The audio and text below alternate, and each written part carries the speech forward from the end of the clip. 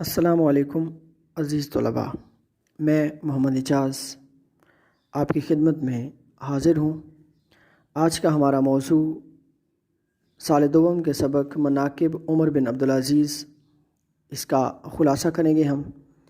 خلاصہ نگاری کے قواعد آپ کو پہلے لیکچر میں بتا دیے گئے ہیں۔ اپنا لیکچر شروع کرنے سے پہلے آپ سے گزارش ہے کہ اگر آپ کو ہمارا لیکچر پسند آئے تو ہمارے یوٹیوب چینل اردو 1 پوائنٹ کو لازمی سبسکرائب کریں اور نیچے دیے گئے بیل آئیکن کو ضرور دبائیے تاکہ اس قسم کی مفید معلومات آپ کو ملتی رہیں۔ آج کا ہمارا موضوع سال دوم کا پہلا سبق مناقب عمر بن عبدالعزیز، اس کا خلاصہ آج ہم کریں گے۔ اس سبق کے مصنف علامہ شبلی نعمانی ہیں۔ خلاصہ شروع کرنے سے پہلے میں آپ کو مصنف کے بارے میں کچھ بتانا چاہوں گا۔ مصنف کا سرسری سا تعارف پیش خدمت ہے۔ علامہ شبلی نعمانی ضلع اعظم گڑھ کے ایک قصبہ بندول میں 8 مئی 1857 کو پیدا ہوئے۔ ان کے والد کا نام شیخ حبیب اللہ تھا، جو پیشے کے اعتبار سے وکیل تھے۔ مولانا شبلی نعمانی کا بچپن نہایت ہی ناز و نعم میں گزرا۔ ابتدائی تعلیم گھر پر حاصل کی اور اس کے بعد مولوی فیض اللہ کے مدرسہ عربیہ اعظم گڑھ میں داخل ہو گئے۔ علامہ شبلی نعمانی نے اپنی زندگی کا آغاز وکالت سے کیا، لیکن یہ پیشہ ان کی راست باز طبیعت کو پسند نہ آیا، چنانچہ انہوں نے اس پیشے کو ترک کر دیا اور اپنے بھائی مہدی حسین سے ملنے کے لیے علی گڑھ آ گئے۔ تو یہاں پر ان کی ملاقات سر سید احمد خان سے ہوئی۔ سر سید احمد خان کی خدمت میں انہوں نے ایک قصیدہ بھی پیش کیا اور اس کے بعد علی گڑھ کالج کو زبانوں کے ایک استاد کی ضرورت محسوس ہوئی، تو شبلی نعمانی کو بطور اسسٹنٹ پروفیسر رکھ لیا گیا۔ یہاں مولانا شبلی نعمانی نے پروفیسر آرنلڈ کو عربی پڑھائی اور خود ان سے فرینچ پڑھی۔ 1892 میں جب پروفیسر آرنلڈ انگلستان روانہ ہونے لگے تو شبلی بھی ان کے ہمراہ قسطنطنیہ تک گئے۔ قسطنطنیہ میں 3 ماہ کے قیام کے بعد شبلی نعمانی بیروت، بیت المقدس اور قاہرہ تک گئے اور وہاں کے علمی و ادبی مراکز کو بغور دیکھا۔ ترکی کی حکومت نے انہیں تمغہ مجیدیہ عطا کیا۔ علامہ شبلی نعمانی 18 نومبر 1914 کو اس عالم فانی سے رخصت ہوئے۔ اخیر عمر میں سیرت النبی کو ترتیب دے رہے تھے۔ الفاروق، سیرت النعمان، الغزالی، المامون، سوانح مولانا روم، شعر العجم، موازنہ انیس و دبیر، سفر نامہ روم، مصر و شام، الکلام اور سیرت النبی ان کی یادگار تصانیف ہیں۔ جوش بیان، فارسی تراکیب، اعجاز و اختصار، تخیل، برجستگی، طنز و تعریض علامہ شبلی نعمانی کے اسلوب کے نمایاں اوصاف ہیں۔ عزیز طلباء، یہ مصنف کا مختصر سا تعارف جو آپ کے سامنے پیش کیا۔ اب ہم چلتے ہیں سبق کی طرف۔ جیسے کہ آپ کو معلوم ہے کہ سبق کا عنوان ہے مناقب عمر بن عبدالعزیز، تو اس سبق میں آنے والی چند تراکیب کے بارے میں آپ کو آگاہ کرنا چاہوں گا۔ مناقب منقبت کی جمع ہے، جس کا معنی ہے اچھائیاں، اوصاف یا خوبیاں۔ حضرت عمر بن عبدالعزیز 8ویں اموی خلیفہ جو سلیمان بن عبد الملک کے بعد مسند خلافت پر بیٹھے، انہوں نے خلفائے راشدین کے نقش قدم پر چلتے ہوئے 2.5 سال حکومت کی۔ اس کے بعد اس سبق میں علامہ ابن جوزی کا تذکرہ ہوا۔ علامہ ابن جوزی کا اصل نام عبد الرحمن الجوزی تھا۔ یہ ایک نامور محدث اور مورخ تھے، بغداد میں پیدا ہوئے۔ اس کے بعد سیرت العمرین کا تذکرہ ہوا اس سبق میں۔ یہ علامہ ابن جوزی کی مشہور تصنیف ہے جس میں انہوں نے حضرت عمر فاروق رضی اللہ تعالیٰ عنہ اور حضرت عمر بن عبدالعزیز کی سیرت کو بیان کیا ہے۔ اس کے بعد کتب خانہ خدیویہ مصر کی ایک لائبریری کا نام ہے۔ ایک دور کے مصر کے حکمران اپنے نام کے ساتھ خدیویو لکھتے تھے۔ خدیویو فارسی لفظ ہے جس کے معنی حکمران کے ہیں۔ ہمس یہ ایک شہر کا نام، شام کا ایک شہر جو دریا یاسی کے کنارے پر واقع ہے۔ اس شہر میں سورج کا ایک مندر تھا جو زیارت گاہ خاصوان تھا۔ اسے حضرت خالد بن ولید نے فتح کیا تھا۔ اس کے بعد اس سبق میں حجاج بن یوسف کا تذکرہ ہوا۔ حجاج بن یوسف عراق کا گورنر تھا۔ انہیں قرآن مجید پر اعراب لگانے کا اعزاز بھی حاصل ہے، تاہم انتہائی سنگ دل اور جابر حکمران تھا۔ انہوں نے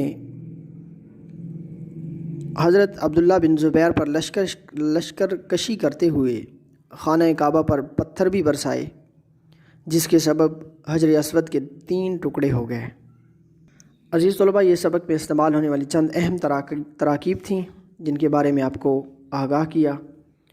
اب ہم چلتے ہیں سبق کے خلاصے کی طرف۔ سبق کا خلاصہ آپ کو معلوم ہے انتہائی مختصر اور آسان زبان میں بیان کیا جاتا ہے۔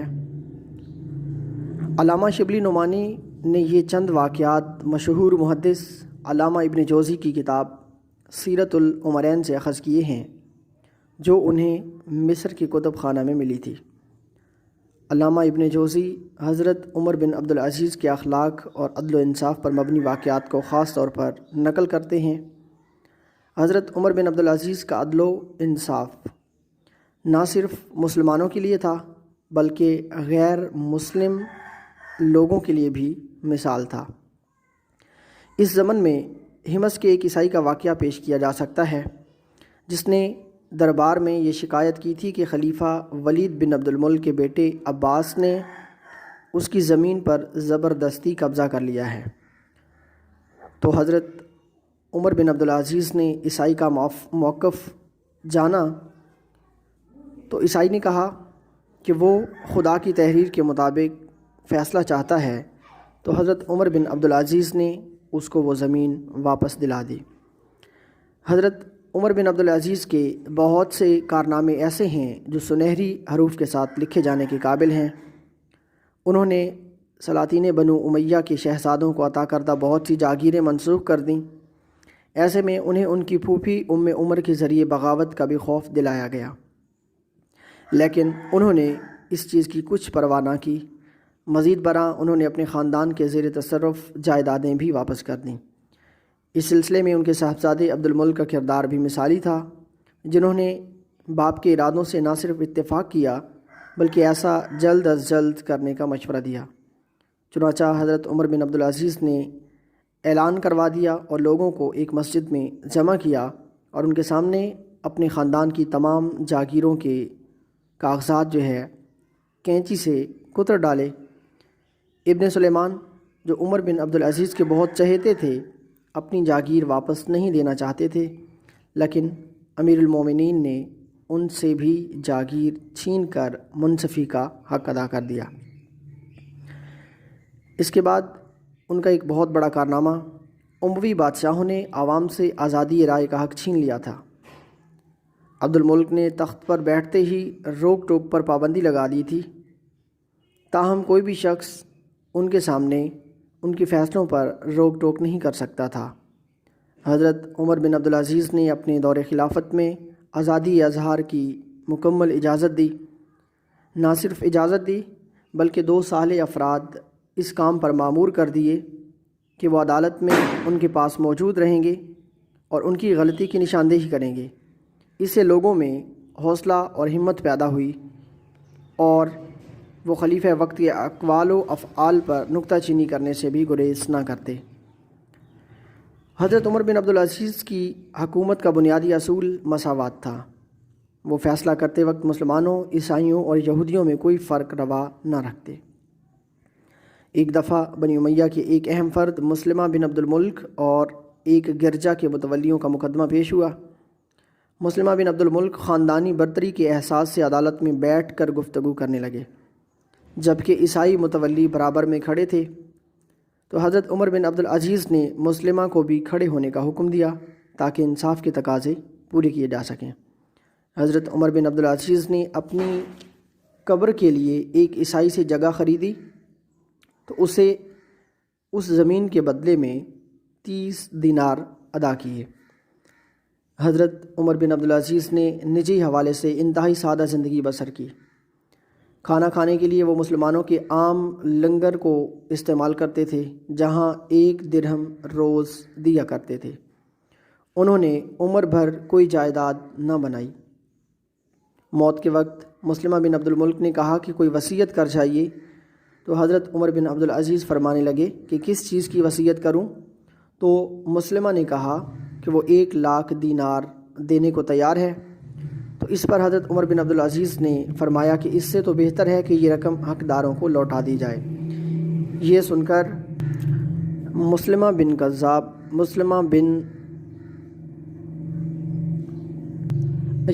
مسلمہ بے اختیار رو پڑے۔ حضرت عمر بن عبدالعزیز کا جب انتقال ہوا تو ان کی ملکیت میں کل 17 دینار تھے، جن میں سے کفن دفن کے اخراجات کے بعد 10 دینار بچے جو ان کے ورثاء میں تقسیم ہو گئے۔ تو عزیز طلباء، سبق مناقب عمر بن عبدالعزیز کا یہ مختصر سا خلاصہ تھا۔ امید ہے آپ کو یہ لیکچر پسند آیا ہوگا۔ ہمارے یوٹیوب چینل اردو 1 پوائنٹ کو سبسکرائب کرنا نہ بھولیے۔ انشاءاللہ اگلے موضوع کے ساتھ جلد ملاقات ہوگی۔